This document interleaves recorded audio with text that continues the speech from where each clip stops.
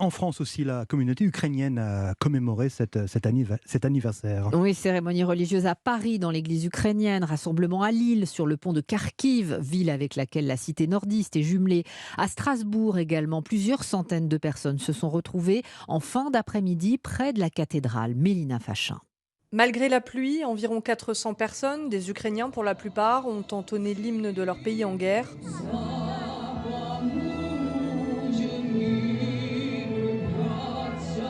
Lolita, 25 ans, un drapeau ukrainien sur les épaules, a fui Kiev au début du conflit.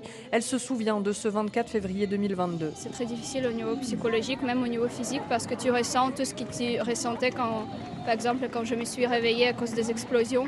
Et on était complètement perdus, on ne savait pas qu'est-ce qu'on faisait, donc on sentait une vraie frustration. Ce qu'on ressent aujourd'hui, c'est à peu près la même chose. Valérian a 74 ans, français d'origine ukrainienne. Il pense aujourd'hui à ses parents qui ont fui leur pays durant la Seconde Guerre mondiale. Ils sont partis avec une valise et quand je vois toute cette génération qui est venue aussi avec une valise, c'est un moment triste et l'histoire se répète. La journée se termine ce soir par une messe et un concert dans la cathédrale de Strasbourg en hommage à l'Ukraine.